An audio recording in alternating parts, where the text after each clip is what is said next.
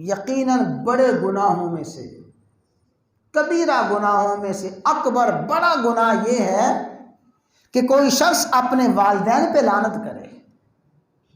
اپنے والدین پہ لعنت کرنا کبیرہ گناہ ہے۔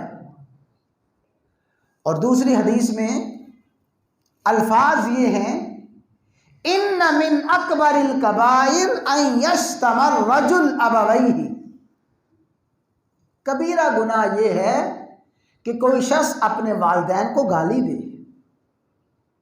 اپنے والدین کو گالی دینا، اپنے والدین پہ لعنت کرنا کبیرہ گناہ ہے۔ اور تیسری حدیث کے الفاظ ہیں کہ ان یسب الرجل، کبیرہ گناہ یہ ہے کہ کوئی شخص اپنے والدین کو گالی دے، اپنے والدین کو برا بھلا کہے، یہ کبیرہ گناہ ہے۔ جب صحابہ کرام نے یہ سنا تو ظاہر ہے کہ وہ معاشرہ اہل ایمان کے اعلیٰ ترین افراد پہ مشتمل تھا۔ وہ معاشرہ تو صاحب عمل، صاحب کردار، خوش قسمت افراد کا معاشرہ تھا۔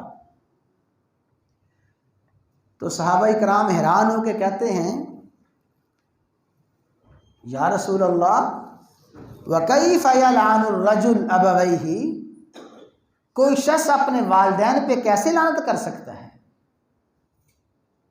کوئی شخص اپنے والدین کو کیسے گالی دے سکتا ہے؟ کوئی شخص اپنے والدین کو کیسے برا بھلا کہہ سکتا ہے؟ اس لیے کہ اس معاشرے میں تو اس کا تصور بھی نہ تھا، بلکہ وہ معاشرہ تھا جس کو سب سے پہلے ہدایت دی گئی، فلا تقل لہما اف، والدین کو اف بھی نہ کہنا۔ وہ معاشرہ تھا جس معاشرے پہ 100% عمل تھا۔ فرمایا رضا الرب رضا الوالد، اگر اپنے رب کی رضا چاہتے ہو اپنے والدین کو خوش کر لو، اور رب کی رضا والدین کی رضا میں ہے، رب کی ناراضگی والدین کی ناراضگی میں ہے۔ وہ معاشرہ تو ان ہدایات پہ 100% عمل کرنے والا تھا۔ یہ وہ معاشرہ تھا۔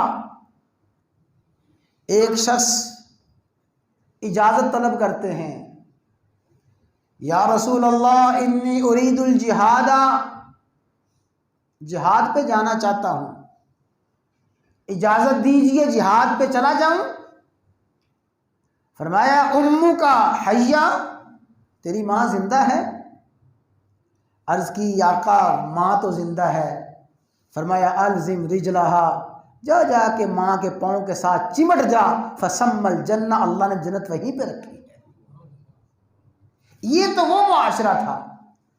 تو جب اس معاشرے میں یہ کہا گیا کہ کبیرہ گناہ یہ ہے کہ کوئی شخص اپنے والدین پہ لعنت کرے، اس معاشرے میں جب یہ اعلان کیا گیا کہ کبیرہ گناہ یہ ہے کہ کوئی شخص اپنے والدین پہ لعنت کرے، اپنے والدین کو گالی دے، برا بھلا کہے، تو صحابہ حیران ہو کے عرض کرتے ہیں، یا رسول اللہ کوئی شخص اپنے والدین پہ کیسے لعنت کرے گا؟ اپنے والدین کو کیسے برا بھلا کہے گا؟